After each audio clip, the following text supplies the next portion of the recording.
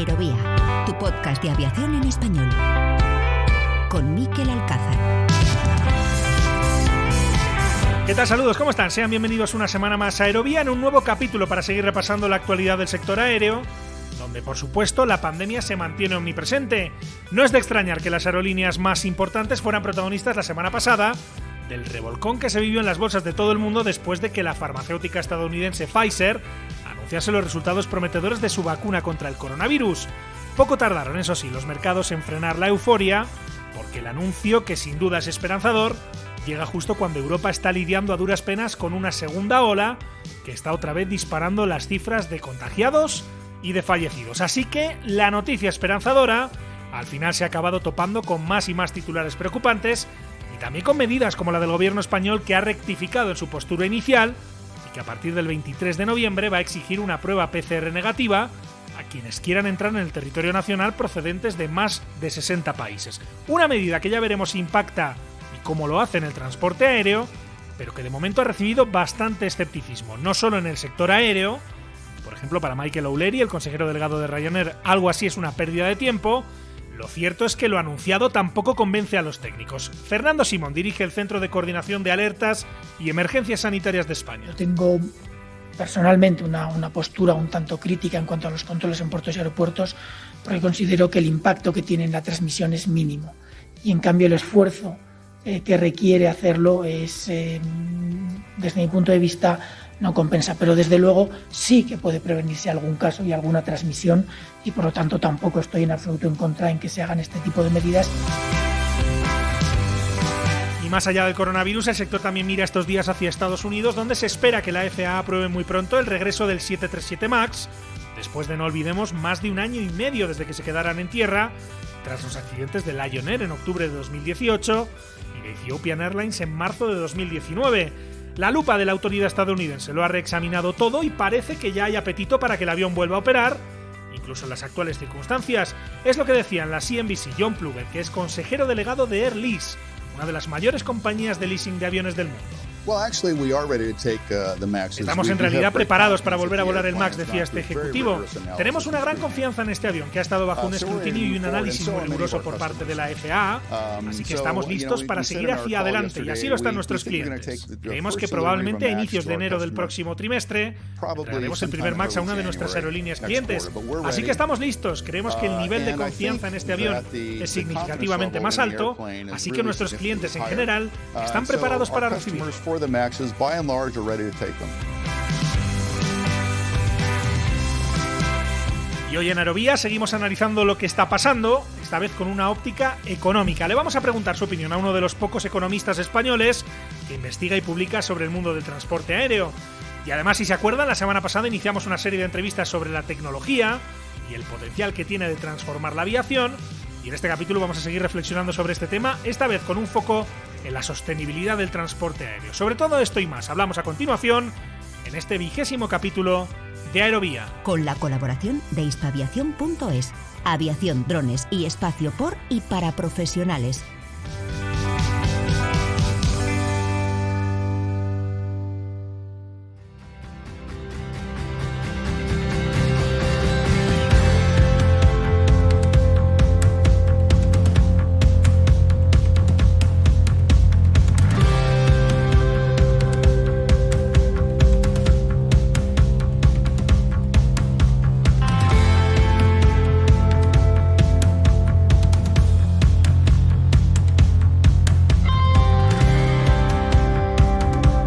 Pasando los días, pero siguen los ecos del rescate de Air Europa sobre el que hablamos en el capítulo anterior. Una noticia, como ya dijimos, que tiene muchas aristas. Una operación, en cualquier caso, que hemos visto en otros países. El español no es el único gobierno que ha prestado dinero a una compañía aérea en apuros. Así que esta semana vamos a tratar de entender mejor cuál es el impacto, cuál es el alcance que este tipo de ayudas puede tener en una industria tan competitiva, pero a la vez tan regulada como es la del transporte aéreo. Para ello contamos con la presencia en Aerovía de Xavier Falleda, que es doctor en Economía por la Universidad de Barcelona, profesor del Departamento de Econometría, Estadística y Economía Aplicada de la UB e investigador sobre, entre otros temas, economía de las infraestructuras y el transporte. Hola Xavier, ¿cómo estás? Bienvenido a Aerovía. Hola, muy bien. Gracias por la invitación a participar en esta entrevista. Encantado de saludarte, Xavier. Como decía, el gobierno español no es el primero ni seguramente será el último que acude al rescate de una compañía aérea en apuros, ¿no? Sí, bueno, de hecho el gobierno español, al menos en el contexto europeo, está siendo modesto, ¿eh? Porque las ayudas a Air France o Lufthansa están siendo de 4.000 millones de euros, ¿eh? Ambas. Alitalia ya ha sido rescatada como empresa pública, TAP en Portugal también, o sea que las cifras que se están moviendo fuera de España incluso son más altas. Uh-huh. Decían, Xavier, justamente la semana pasada, la patronal de aerolíneas españolas, la queja era un poco, bueno, no ha habido un mecanismo igual en toda Europa, ¿no? Aquí cada uno lo ha hecho como ha podido. No sé qué implicaciones puede tener eso. Al final estamos hablando de un continente que en otras cosas sí que opera más o menos unido, pero que aquí, digamos, ha hecho cada país la guerra por su cuenta, ¿no? Sí, de hecho está pasado en todos los ámbitos relacionados con la crisis del COVID, ¿eh? No hay una estrategia común en Europa en general. En el caso concreto del transporte aéreo es particularmente sorprendente porque no deja de ser el mercado de la Unión Europea es como si fuera un mercado único, ¿no? Es un mercado doméstico y la regulación viene impuesta por la Unión Europea. Y la verdad es que sí que sorprende que no haya habido una pauta más general, ¿no? Sobre todo en el tema de las ayudas públicas.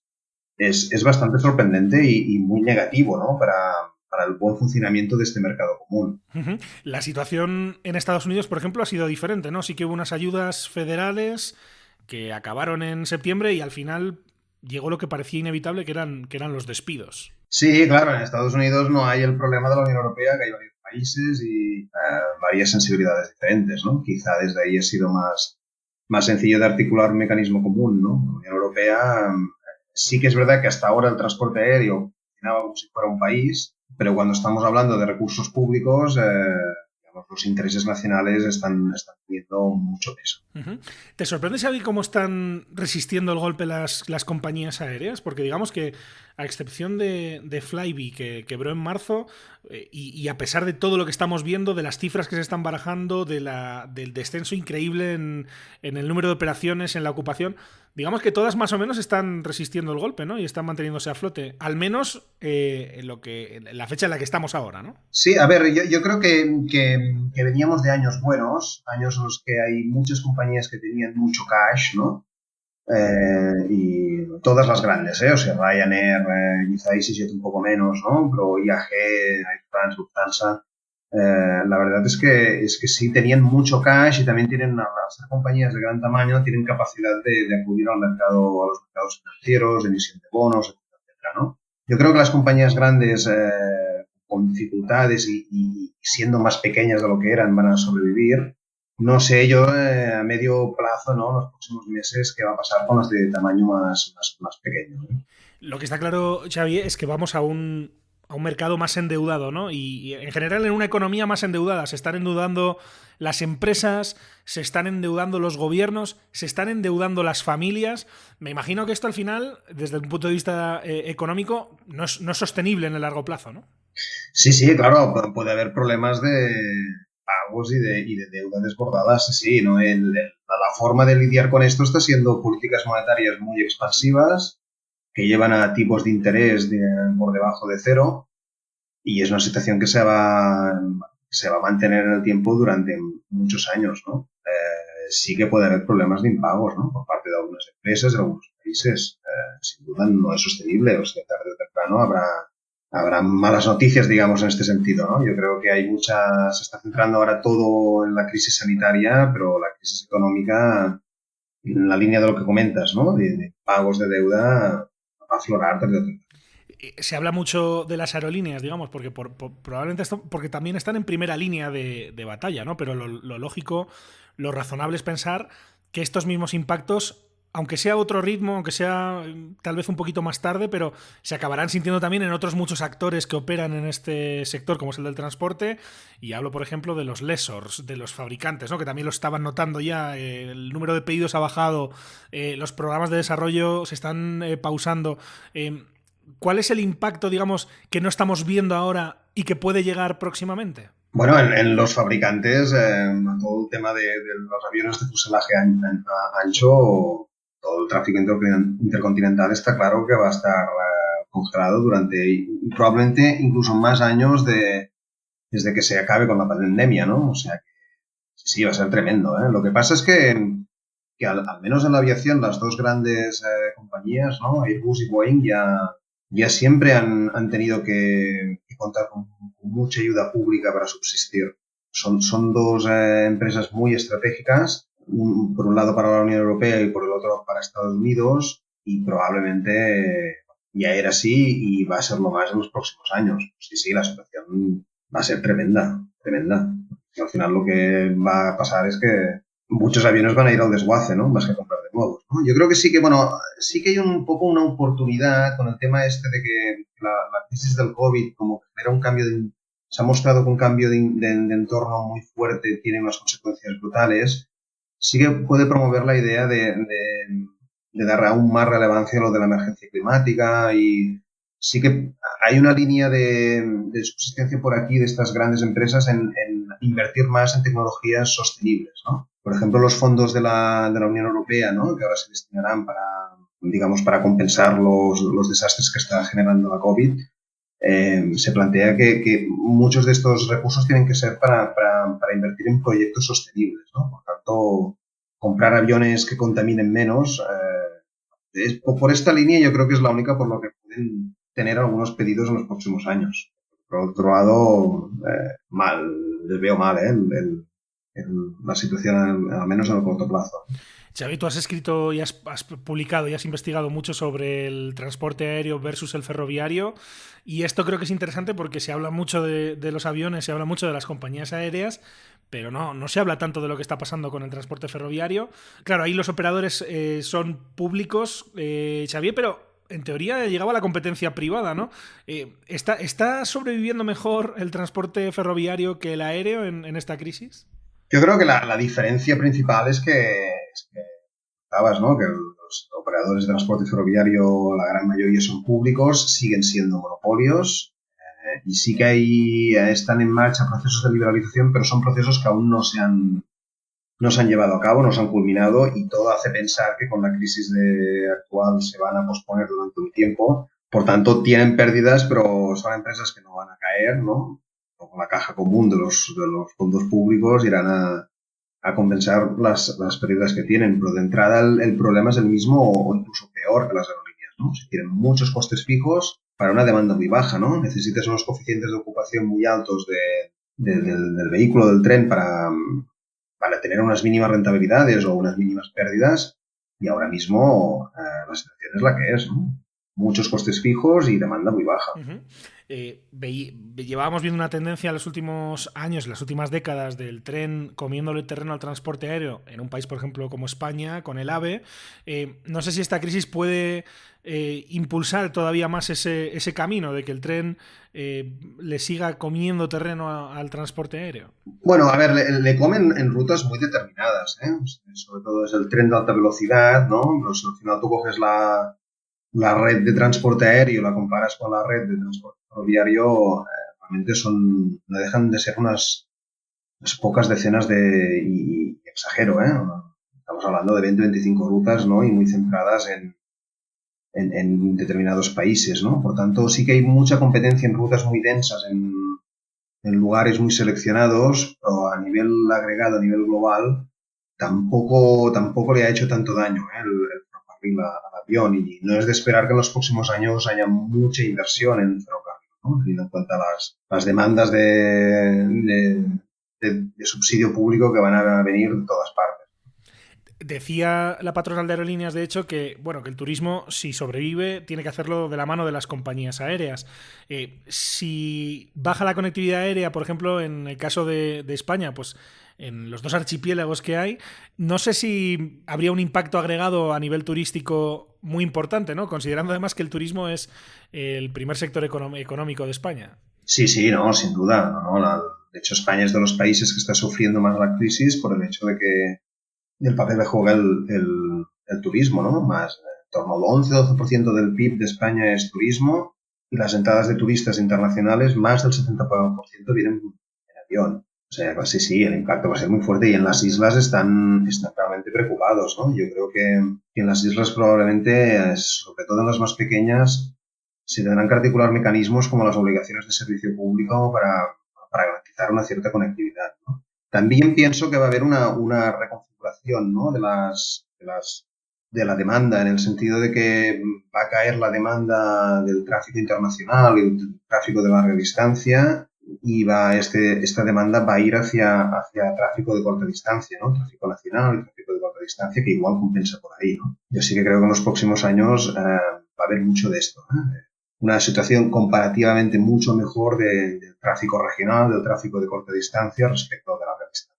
Hablando, Xavier, de ayudas públicas, una de las que más han servido para capear un poco el temporal en estos meses ha sido los ERTEs, ¿no? Pero claro, al final me imagino que estas ayudas públicas también hay que pagarlas, no se pueden mantener sine die. Sí, sí, sin duda. Lo de los ERTEs es insostenible. Para las arcas públicas no podrá mantenerse mucho tiempo, ¿no? A ver, es inevitable que en algún momento haya una caída del empleo, ¿no? Las aerolíneas no tiene mucho sentido que en el contexto actual mantengan la dimensión que tenían antes. Lo normal es que reduzcan su tamaño, lleven al desguace los aviones más antiguos y que haya un recorte de personal. Yo creo que esto es inevitable.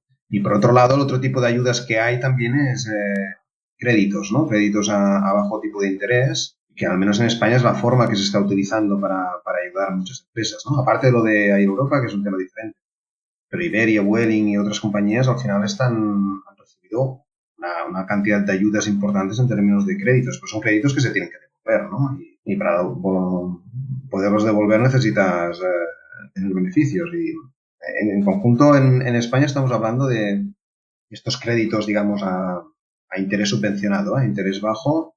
Estamos hablando de en torno a unos 1.000 millones de euros, ¿eh? Son partidas que van a ser muy difíciles de devolver por parte de las aerolíneas. Dices que los despidos son inevitables. Parece que si la demanda se contrae, lo lógico es también que las estructuras de estas empresas se contraigan, pero ahí también hay un ángulo distinto, y de hecho lo leíamos hace unas semanas en un artículo muy interesante de Guillermo Ginés en el periódico ABC, donde hablaba también de la disminución de los sueldos y de cómo se está volviendo al mileurismo en un sector que hace unos años, pues ya cada vez queda más lejos, ¿no? Pero hace unos años se asociaba a un buen estatus, ¿no? A unos sueldos muy razonables en profesiones como la de TCP, como la de piloto. Y sin embargo, lo que estamos viendo también es que las aerolíneas no solo despiden, o no solo se ven abocadas a despedir, sino que también puede haber bajadas de salarios importantes, ¿no? Sí, a ver, yo creo que el modelo low cost, ¿no? En todas sus diferentes acepciones, ¿no? Se va a generalizar, ¿no? Si ya teníamos que compañías como Ryanair, que ya ajustaban mucho, ¿no? El tema de salarios, es una tendencia que se va a generalizar a compañías que antes no lo hacían. No, yo no veo ningún otro escenario factible, ¿no? Se va a ir al modelo Ryanair, digamos, de forma generalizada, ¿no? Más teniendo en cuenta que las compañías estas de red, que gran parte de su negocio era el intercontinental, va a costar mucho más que recuperar que digamos, el de corta distancia, van a tener que competir de tú a tú con las ultra low cost, ¿no? Por tanto, yo creo que vamos a un modelo de que todas van a ser ultra low cost, y uno de los aspectos de este modelo de ultra low cost es salarios muy ajustados. En lo que estamos, o de lo que estamos pendientes en el tema de compañías aéreas, Xavier, lo comentábamos antes, es, además de ese rescate de Europa, obviamente, de la operación de Iberia, de la compra de esta aerolínea a la familia Hidalgo, que no se terminan de poner de acuerdo, ahora parece, en el precio, que se cerró el año pasado por 1.000 millones de euros. Claramente ha cambiado mucho el panorama en estos meses, pero era una operación que estaba también en stand-by porque había dudas desde el punto de vista de la competencia. Y lo decíamos antes, este es un sector súper competitivo, pero también es un sector muy regulado, ¿no? Y la competencia, digamos, no solo aplica al transporte aéreo, aplica a todo el mercado privado en la Unión Europea, pero digamos, había gente que no estaba tan segura de que este filtro lo fuera a pasar la operación de Iberia y Air Europa. A ver, yo por la experiencia previa de otras fusiones, ¿no? Por ejemplo, la que hubo entre Clicker y Vueling, ¿no? También era bastante compleja en términos de competencia. Al final, las autoridades de competencia en el sector aéreo las acaban aceptando, las fusiones, ¿eh? Como es un sector donde las barreras de entrada son bajas, ¿no? Donde el mercado relevante es la ruta, ¿no? Entonces ellos hacen un análisis ruta por ruta y al final sí que puede ver que algunas rutas en concreto haya problemas de competencia, pero entonces la autoridad de competencia lo que hace es acepta la fusión pero en determinadas rutas lo obliga a la empresa fusionada a renunciar a algunos slots. Pero yo mi impresión es que aunque pienso que sí que puede tener problemas de competencia una fusión de este calibre, yo creo que la Unión Europea pasaría el filtro de la autoridad de competencia. Y en el contexto actual aún más, Todos sabemos que las fusiones, digamos, si hay una empresa de por medio que está en quiebra de facto, aún son más propensos a aceptarla, la fusión. Uh-huh. Ahí se había escrito también la importancia que iba a tener o el papel que iba a desempeñar Volotea, ¿no? Que al parecer iba a entrar en algunas rutas justamente para proporcionar esa competencia. Lo que no queda claro es qué podría pasar con las rutas entre la península y Latinoamérica. Sí, bueno, en el mercado de Madrid-Latinoamérica era el principal competidor, Iberia, ¿no? Quedaría aquí solo la competencia de conexión, ¿no? O sea, las compañías como Air France o Alitalia potencian sus hubs, ¿no? En París y en Roma para competir con Madrid, pero lo que es directamente el Madrid a Latinoamérica es evidente que la caída de la competencia va a ser muy fuerte y no se vislumbra una empresa que pudiera hacer este papel que hacía Europa.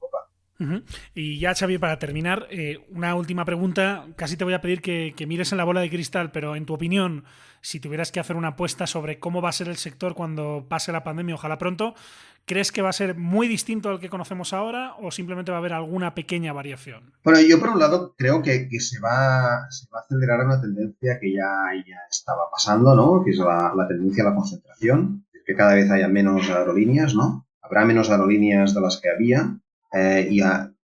Habrá como las más grandes y las más pequeñas solo sobrevivirán las que hayan tenido una ayuda pública muy fuerte o que directamente el sector público haya pasado a ser accionista. Yo creo que volveremos un poco al modelo de empresas públicas, ¿no? Que eso es algo que se estaba diluyendo y cada vez iremos más al mecanismo de empresas públicas.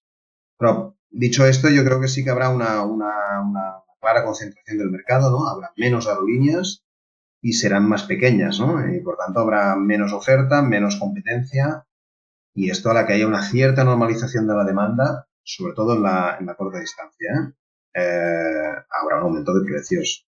Yo creo que no, o sea, menos opciones para volar y precios más altos. La recuperación que se está hablando de que puede durar hasta 2024-2025, no sé, veníamos de una época casi de euforia, ¿no? Donde cada vez había más vuelos, más aviones, más personal trabajando en el sector.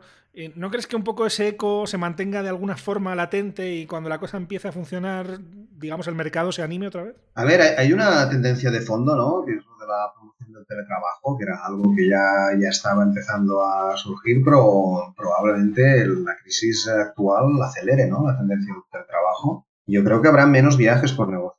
Y muy probablemente saldremos de la pandemia, pero es difícil que el virus realmente se elimine del todo, ¿no? Por tanto, un cierto miedo a volar seguirá habiendo, ¿no? Yo veo difícil que habrá una seminormalización, pero no habrá los niveles de demanda que había antes, ¿no? Yo lo que creo es menos viajes por negocios y los viajes por turismo más de proximidad. Por tanto, hay una posibilidad no descartable, ¿no? Porque nadie sabe exactamente qué es lo que va a pasar en el 2024 o 2025, ¿no? Pero cabe la posibilidad de que el sector aéreo no vuelva a ser el que era, al menos durante muchos años. Lo seguiremos sin duda analizando aquí en Aerovía y contaremos sin duda con expertos como Xavier Falleda, que es profesor del Departamento de Econometría, Estadística y Economía Aplicada de la Universidad de Barcelona e investigador sobre, entre otros temas, economía de las infraestructuras y el transporte. Xavier, muchísimas gracias por estar en Aerovía. Que vaya muy bien. Un abrazo. Sí, un abrazo.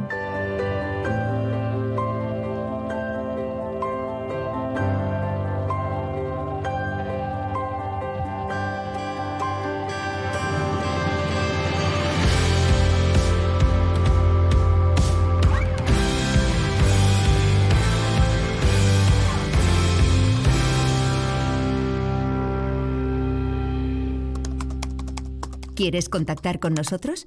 Escríbenos a info@aerovia.net.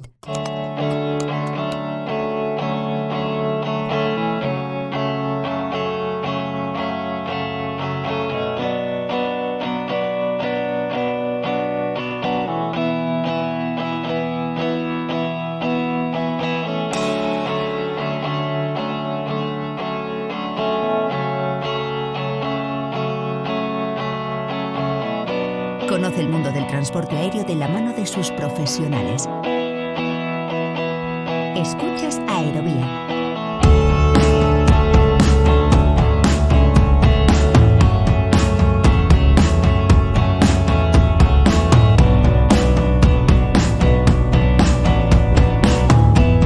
La semana pasada, si lo recuerdan, iniciábamos aquí en Aerovía una nueva serie de entrevistas sobre cómo la tecnología puede transformar la aviación y las profesiones aeronáuticas del futuro. Y en esta serie encaja a la perfección nuestro siguiente tema.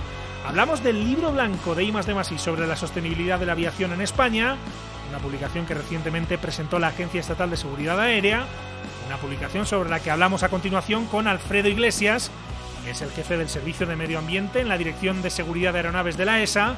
Hola Alfredo, ¿cómo estás? Bienvenido a Aerovía. Buenos días, Miquel, muchas gracias por invitarme. Encantado de saludarte, Alfredo, gracias a ti por acompañarnos. Decía que la tecnología está intrínsecamente relacionada con el mundo del I+D+I y así lo refleja este libro blanco, ¿no? Cuéntanos. Bueno, básicamente la sostenibilidad hoy es uno de los grandes retos de la aviación. Todos los stakeholders, todos los actores del sector pues lo tienen como una de las claves en las cuales hay que trabajar, y la tecnología es una parte fundamental, ¿no? O sea, debemos buscar parte de la solución al problema de la sostenibilidad de la tecnología. La aviación no tiene otro recurso que buscar esa pata tecnológica. Este libro blanco desarrolla este análisis a través de 3 grandes retos. Si te parece, vamos a mencionarlos y los comentamos brevemente, Alfredo. El primero es el de cambio climático y transición energética, ¿no? Y aquí se habla de muchos temas, pero quizá uno de los más importantes es todo lo que tiene que ver con los combustibles. Y de hecho se habla del hidrógeno, ¿no? Que también tiene una implicación tecnológica importante. ¿Cómo está la industria dirigiéndose hacia ello, no? Correcto. Básicamente la industria... Vamos a hablar de la industria de los fabricantes, tanto Boeing como Airbus como Embraer están mirando pues a los combustibles sostenibles y al hidrógeno. Sobre todo el hidrógeno ha sido el último actor en entrar y es la gran esperanza. Verdaderamente los fabricantes ya están analizando qué posibilidades hay con el hidrógeno y bueno, es utilizar el hidrógeno en aviación es el gran reto.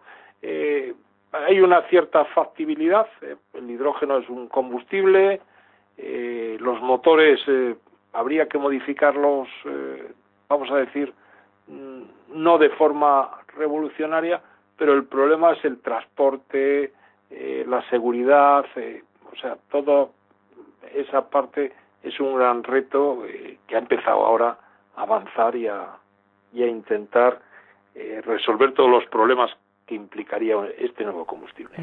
Esto, en cualquier caso, me imagino, Alfredo, que requiere tiempo, ¿no? Y de hecho se habla de una agenda estratégica de investigación, hay todavía un gran trabajo por delante para que esto se convierta en realidad. Y de hecho, si no recuerdo mal, se menciona en el libro en algún momento que hay un objetivo de usar el 2% de combustible sostenible en la aviación para 2025. Que no queda tanto, pero hablamos todavía de cifras muy modestas considerando, pues eso, la magnitud del desafío, ¿no? Cuando hablamos de combustibles, hablamos, por un lado está los combustibles sostenibles, que son biocombustibles, básicamente, y eso, el objetivo en España, estamos trabajando ya, vamos a decir, en el marco legal para establecer ese requerimiento de mezcla. En otros países de la Unión Europea están también con similares intenciones de obligar a una mezcla del orden del 2%. Todos los países están hablando o intentando trabajar en ese orden de magnitud. Estados Unidos, México, otros países también están muy activos en el tema de biocombustibles. En Asia, los Emiratos y otros países. O sea, todo el mundo está trabajando desde hace tiempo en el tema de biocombustibles. Eso por un lado. Y la introducción de los biocombustibles es una cuestión económica hoy por hoy.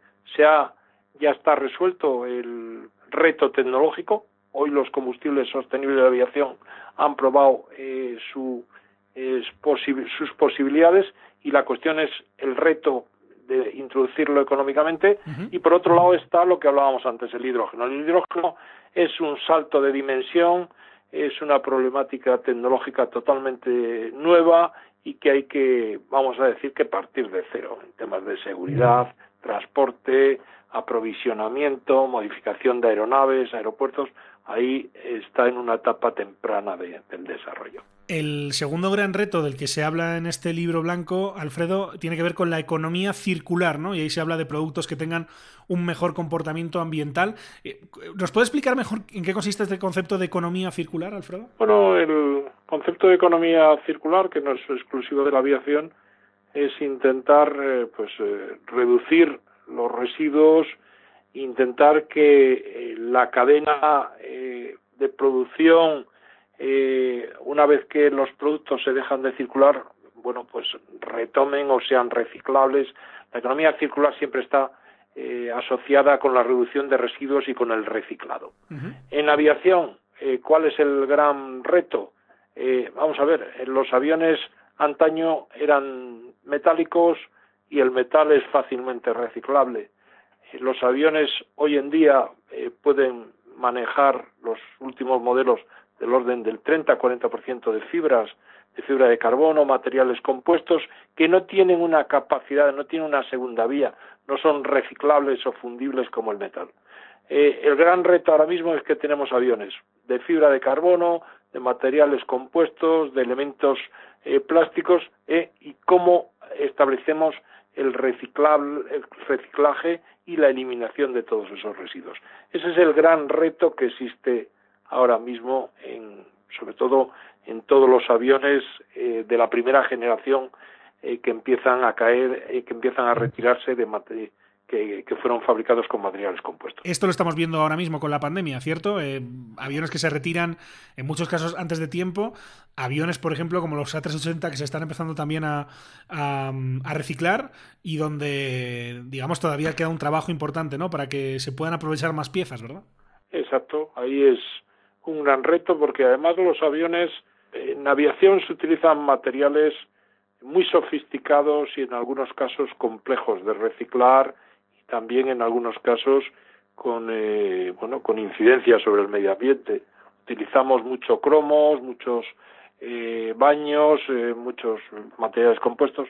Todos estos hay que desarrollar. Hay parte está basado también en la tecnología, y la investigación debe analizar hacia dónde vamos y cómo vamos a reciclar o a reutilizar estos elementos.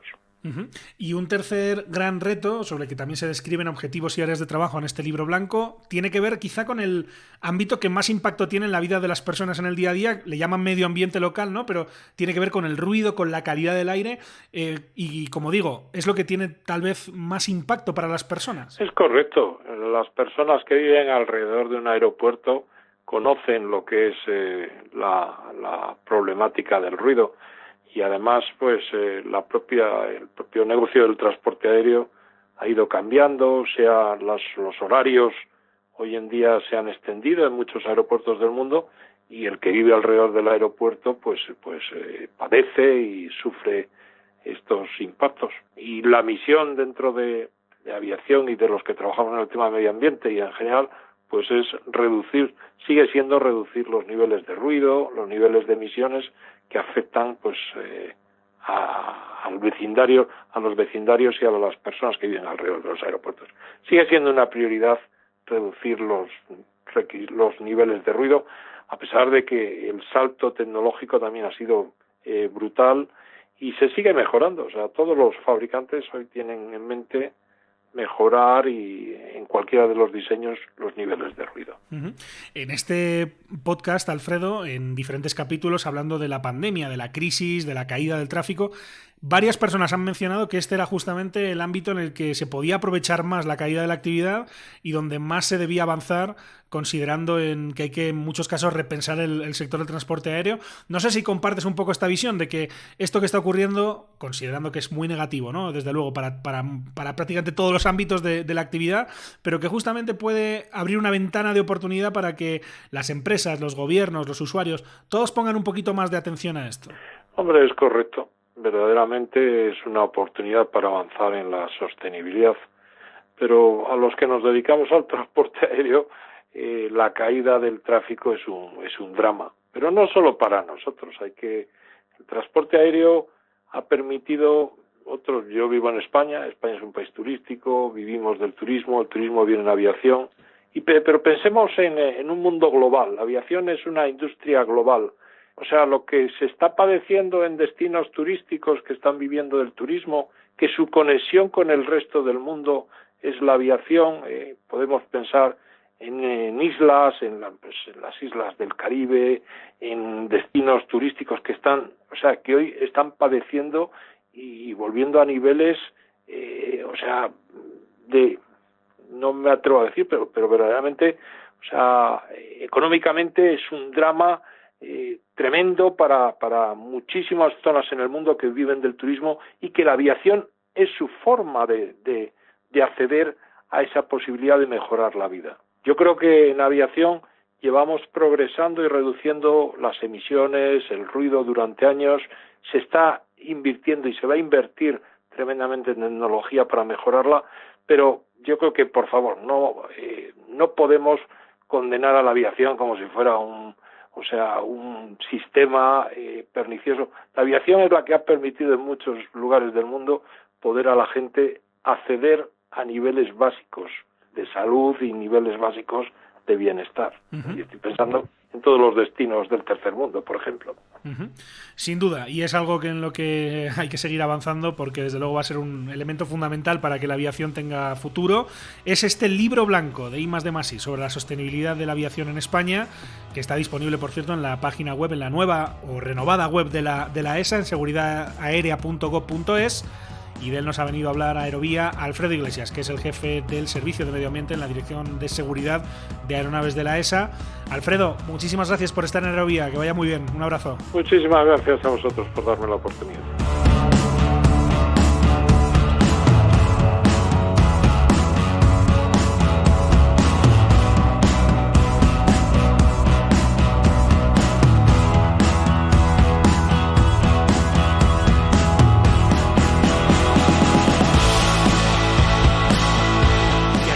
Al final de este capítulo en Aerovía. La próxima semana más. Mientras tanto, recuerden que pueden encontrarnos en hispaviación.es, en www.aerovia.net, así como en facebook.com/aeroviapodcast, en los perfiles en las redes sociales de Hispaviación y también en Twitter, en nuestro perfil Aerovía Podcast.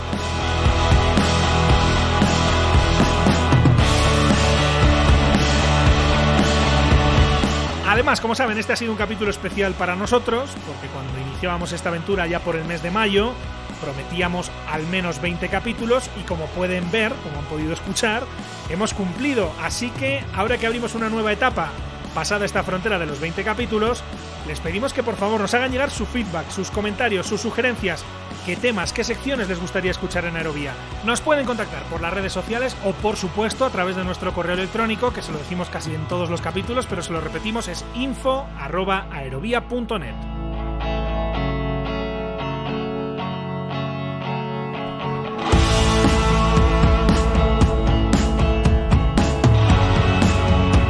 En cualquier caso, y especialmente si están contentos con este podcast, les invitamos a suscribirse en cualquiera de las principales plataformas en las que se puede escuchar Aerovía, donde también le pueden dar a me gusta, o le pueden dar 5 estrellas, cualquier cosa ayuda. Les repetimos, en las principales plataformas, ahí están iVoox, Apple Podcast, Spotify, Google Podcast, entre otras. Así que una semana más, ya van 20, muchas gracias por estar ahí y hasta la próxima.